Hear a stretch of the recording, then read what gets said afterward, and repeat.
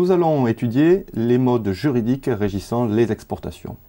Donc nous aborderons les modalités juridiques spécifiques à l'exportation, les règles applicables notamment en termes de réglementation, de douane et de propriété intellectuelle, et nous verrons les différentes possibilités d'exporter. Pour en parler avec nous aujourd'hui, Maître Cécile Dequevert, bonjour. Bonjour. Donc vous êtes avocate en droit international et dirigeante du groupement d'avocats Lex-Init. Donc, dans un premier temps, pouvez-vous nous dire quelles sont les modalités juridiques spécifiques à l'exportation? Alors, ce qui est intéressant de noter, c'est que, bizarrement, bien souvent, on fait de l'exportation, mais on ne formalise pas pour autant nos relations avec nos agents ou nos importateurs ou nos distributeurs. Voilà. Donc, ce qui est étonnant, c'est que les sociétés, notamment les PME, quand elles sont interrogées, mentionnent le fait que la première barrière à l'export, c'est la connaissance des règles, c'est effectivement la règle, enfin tout ce qui entoure les douanes. Oui. Mais pour autant, bien souvent, on laisse faire les choses, on laisse mettre en place une relation sans qu'il y ait forcément un contrat écrit, formalisé entre les parties. Donc, c'est vrai qu'il existe des règles, on va dire, qui régissent le commerce international et qui permettent de se passer de contrats jusqu'à une certaine mesure.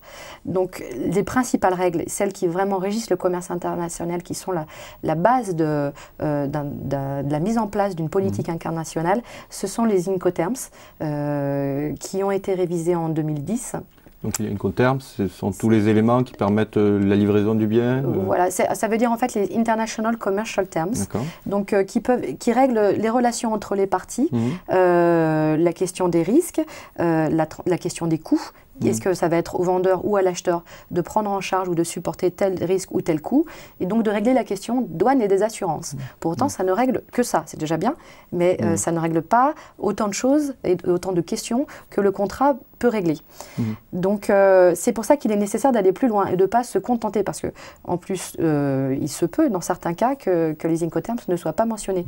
Outre le fait que, comme les Incoterms ont été révisés, bien souvent, on a tendance à utiliser les anciens par manque de connaissances des nouveaux, qui sont pourtant bien plus adaptés. Donc il ne faut pas se fier et se baser sur sa connaissance antérieure, et bien se mettre dans la nouvelle problématique. D'accord. Donc en France, justement, on a les conditions générales de vente. Que vaut ce document à l'exportation? Il est très important aussi. Il n'a pas la même valeur, on va dire, souvent à l'étranger. Pour nous, il est la base de la négociation commerciale. Donc il est important, puisque les entreprises l'ont généralement dans leurs relations B2B avec des acheteurs, il est important de l'utiliser et de le valoriser et de bien s'en servir comme un point de départ de la négociation commerciale. Et bien expliciter ses conditions de vente. Donc ça veut dire qu'il va y avoir les mêmes clauses que dans les conditions générales de vente françaises, à savoir tout ce qui est conditions de vente, de prix, transfert des risques, assurance, transport, la clause de réserve de propriété, très importante. Mais les grandes différences seront qu'il faut bien stipuler quel est l'Incoterms qui va s'appliquer, et surtout quel est le droit applicable, puisque là on a besoin de dire quelles vont être les règles entre une relation commerciale qui concerne deux entreprises étrangères, donc avec des systèmes juridiques différents, et où il y a ce qu'on appelle un conflit de loi.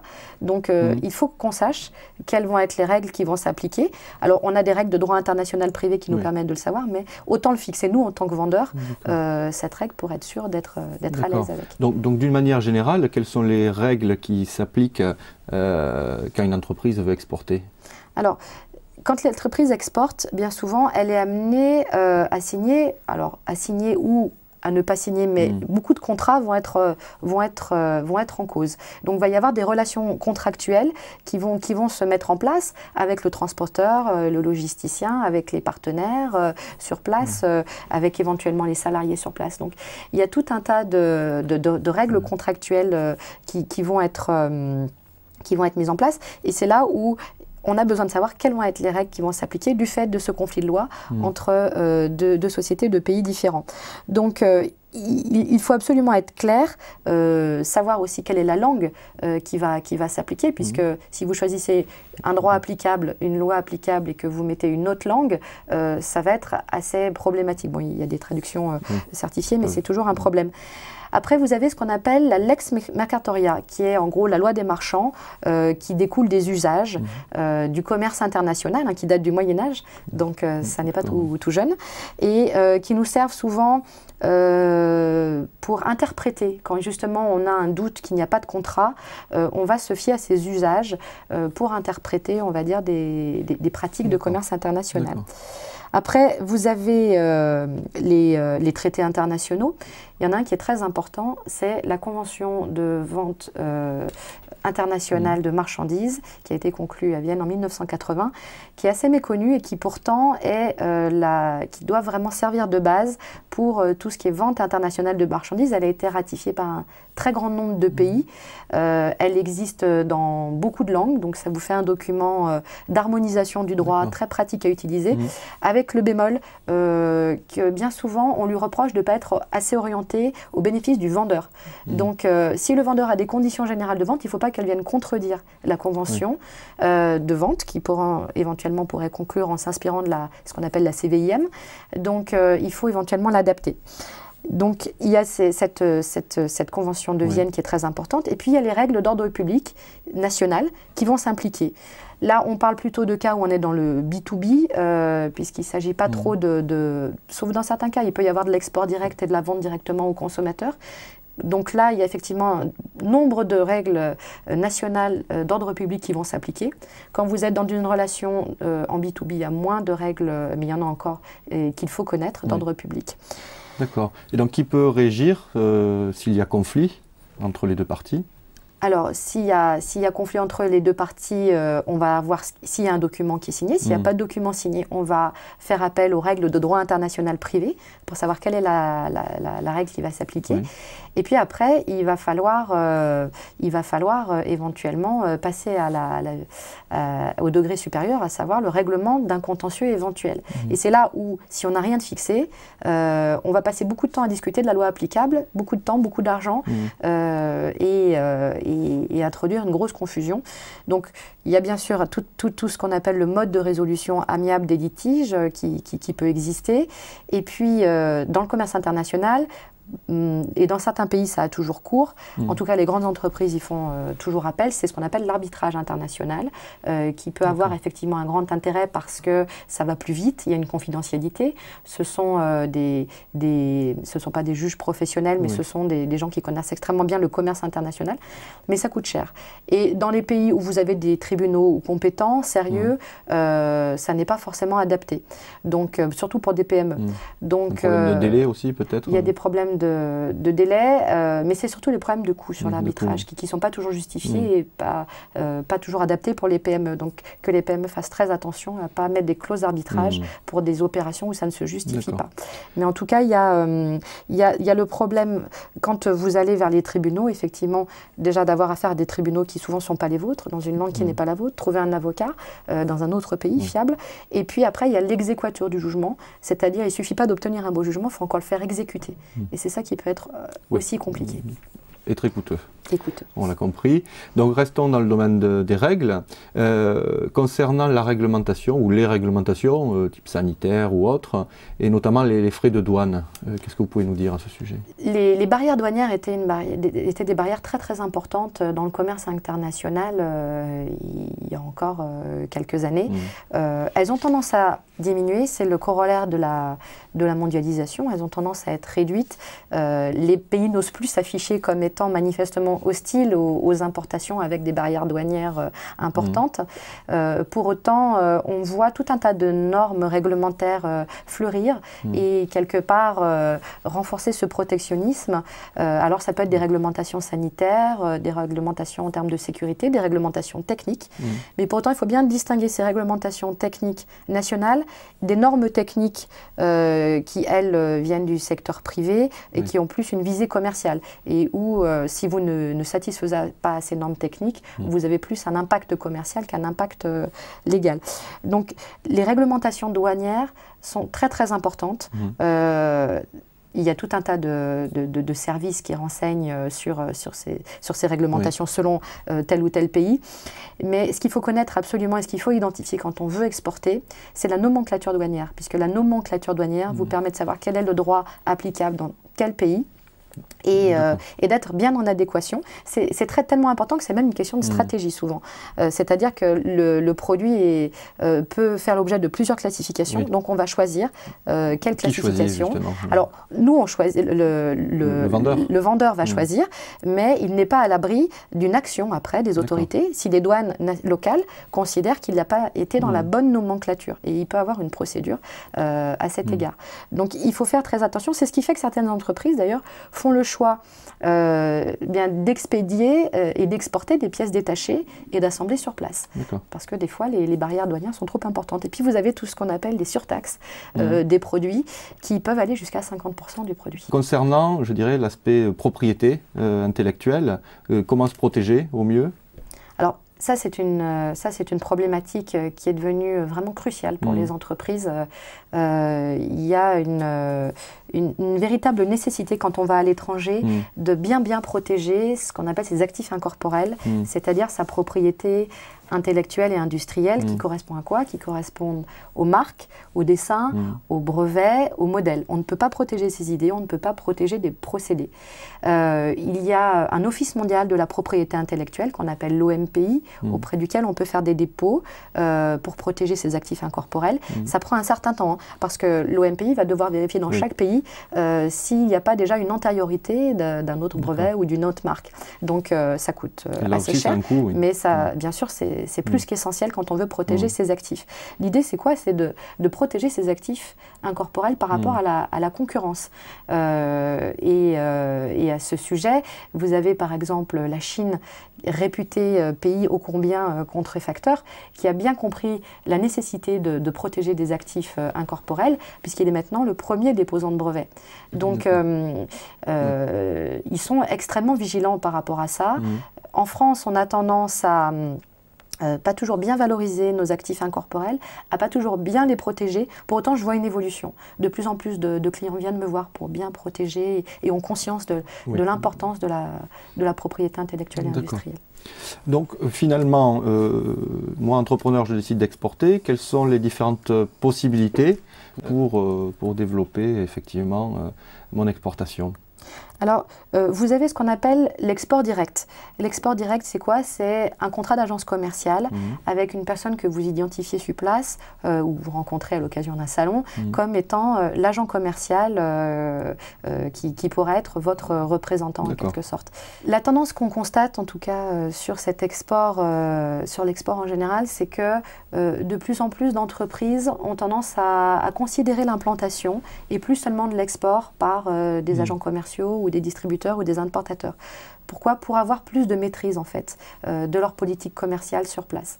Mais pour autant, l'agent commercial garde tout son intérêt, notamment grâce à la clause, ce qu'on appelle la clause de dû croire, qui permet d'avoir une certaine garantie de bonne exécution du contrat et de faire assumer une partie du risque crédit par l'agent commercial qui est sur place. Quel est l'autre moyen, je dirais, l'autre possibilité d'exporter si on n'est pas un agent commercial? Il y a tout simplement la possibilité de passer par un importateur, donc qui va acheter directement les produits. Un distributeur. Voilà, ou de faire des contrats de vente ponctuels, quand c'est effectivement quelque chose qui n'a pas vocation à se répéter. Et puis, il y a la possibilité de passer par un distributeur local avec lui qui aura une structure sur place et qui sera beaucoup plus structurée. D'accord, donc là, effectivement, on parle d'exportation indirecte. Voilà, on parle d'exportation indirecte. D'accord. Et donc, vous parliez tout à l'heure, effectivement, d'exportation directe. Quels sont justement les avantages avec l'agence commerciale? Oui, avec l'agence commerciale. Alors, il y a l'avantage des coûts qui sont quand même quelque part limités, puisque vous ne payez que la commission qui est due à l'agent. Ça, c'est très intéressant. Il y a une souplesse. Il peut y avoir le fait que vous maîtrisez quand même une partie de la politique commerciale, puisqu'il est censé, vous remonter des informations. Donc, vous avez l'information sur les clients, puisque c'est vous qui facturez aux clients, c'est vous qui assurez le service après-vente. Donc, vous gardez un lien avec les clients. Donc, ça, c'est très important. Vous bénéficiez de la connaissance marché aussi de l'agent local. C'est quelqu'un qui vous représente sur place, qui est une personne qui a toutes les compétences, donc qui connaît très bien le marché. Et en termes de coûts, effectivement, vous évoquez, on sera moins élevé qu'une implantation. Oui, ce sera moins élevé qu'une implantation. Il y a quand même des inconvénients, puisque l'agent commercial nécessite quand même un encadrement. S'il est censé être votre représentant sur place, il faut qu'il soit formé, qu'il connaisse bien votre politique. Et dans des pays où il y a une grande distance culturelle, souvent on se rend compte que l'agent commercial, finalement, il peut être un peu un électron libre. Et s'il n'est pas bien encadré, s'il n'y a pas des ressources dans la PME pour suivre cette partie export, là, ça peut poser problème. Et il y a des dispositions qui sont très protectrices en droit français, en droit européen, communautaire et en droit international sur l'agent commercial. Il y a une convention de la Haye en 1978 sur les contrats d'intermédiaires. Donc là, il existe des règles. Ce qui fait que le jour où il y a un problème avec l'agent commercial, où on se rend compte qu'on l'a trop laissé faire à sa guise, souvent il est un peu tard pour rectifier le tir. Concernant l'exportation indirecte, donc le distributeur ou l'importateur, qu'en est-il? Alors, pour le distributeur, le principal inconvénient, c'est que vous perdez la maîtrise de la relation commerciale avec le client, en termes de facturation, en termes de SAV. Et le corollaire, c'est que c'est aussi un avantage, puisque souvent l'importateur ou le distributeur est bien plus structuré pour prendre en charge le SAV et il a une très très bonne, généralement, connaissance du marché. Donc ça vous permet moins d'implication. Quand c'est un marché que vous ne connaissez pas du tout, ça peut être très intéressant, notamment pour les primo-exportateurs. Mais le pendant de ça, c'est que vous perdez la relation avec le client et quelque part, vous n'avez pas l'information sur comment faire évoluer votre produit, quelles sont les attentes des consommateurs. Et là aussi, il peut être un peu tardif des fois, quand ça ne fonctionne pas, de savoir pourquoi vous n'arrivez pas à pénétrer le marché.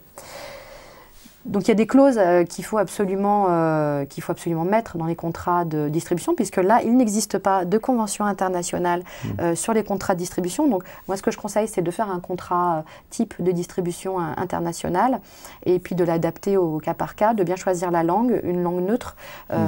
Généralement, on utilise l'anglais dans les opérations internationales.